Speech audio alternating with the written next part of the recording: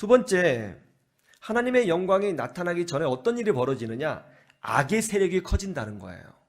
우리 본문 말씀 다시 요한복음 18장 1절 2절을 보세요. 아주 기가 막힌 말씀이 있죠.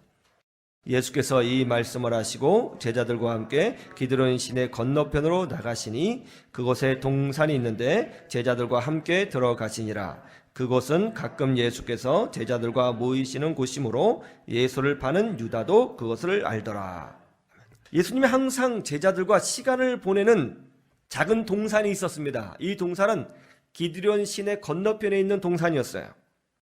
예수님은 바로 그곳에서 제자들과 대화도 하시고 담소도 하시고 또 제자들을 위로하시고 또 제자들과 하나님 말씀을 나누기도 하셨어요. 바로 그 동산은 예수님과 깊은 추억이 있는, 사랑의 추억이 있는, 은혜의 추억이 있는, 용서의 추억이 있는 그런 아주 소중한 장소입니다.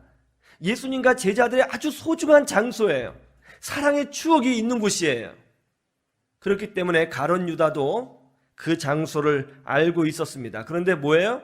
어떤 일이 벌어졌어요?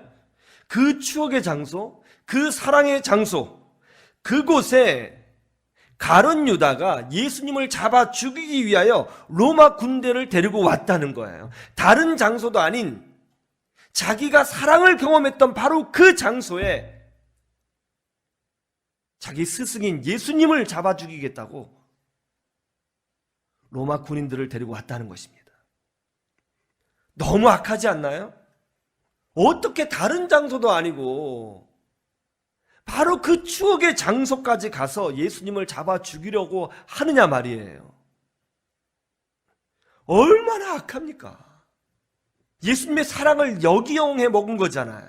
예수님의 은혜를 역이용한 것 아닙니까? 뒤통수 친 거잖아요. 예수님의 호의와 사랑을 가지고 뒤통수 친 거예요. 정말 악한 거죠. 이렇게 자기 스승을 배신하고 자기 스승의 사랑을 역용해서 자기의 이익을 취득하려고 하는 인간들이 이 땅에 있습니다. 하나님의 영광이 나타나기 전에 어떤 일이 벌어지나요?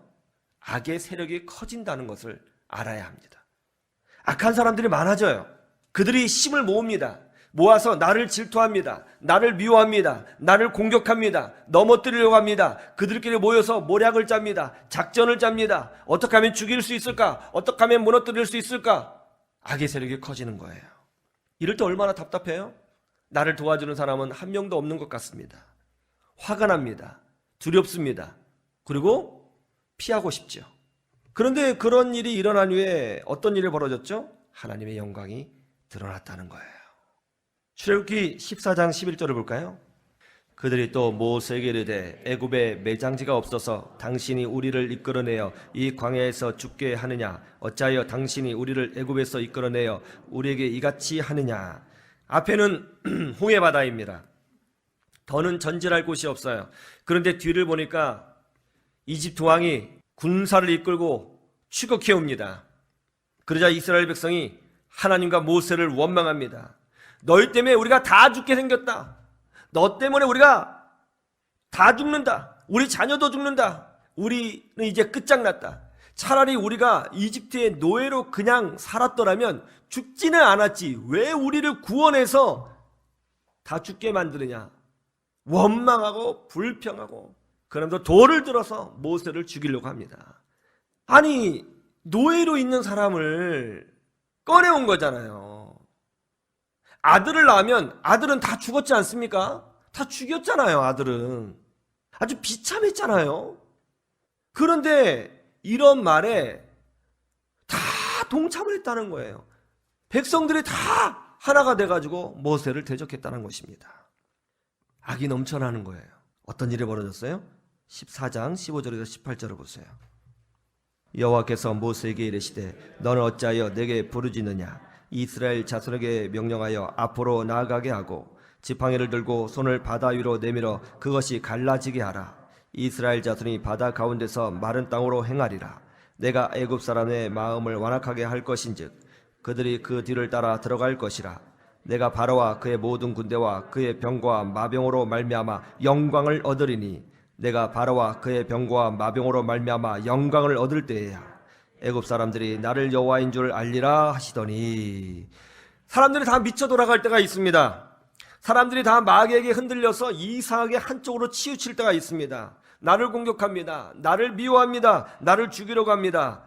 왜 이런 일이 벌어지는 거예요, 도대체? 왜 사람들이 이렇게 한쪽으로 쏠리는 겁니까? 왜 갑자기 사람들이, 멀쩡했던 사람들 마음에 악이 쌓이고 분노가 쌓이고 미움이 쌓이는 것입니까? 성경에 뭐라고 그래요? 오늘 나와 있죠?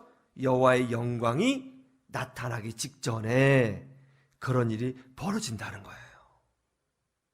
그러므로 사람들이 나에게 악을 행하고 그들이 연합하고 또 그들이 나를 공격하고 그럴 때 우리는 어떻게 해야 돼요?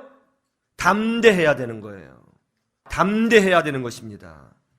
물러서지 말아야 되는 것입니다. 강해야 되는 것입니다. 하나님이 함께 하시는 거예요. 조금만 더 전진하면 하나님의 영광이 드러납니다. 악의 세력이 커질 때 담대하시기를 주님의 이름으로 축원합니다. 두려워하지 말라. 담대하라. 내가 너와 함께 함이니라. 이 믿음으로 승리하시기를 주님의 이름으로 축원합니다.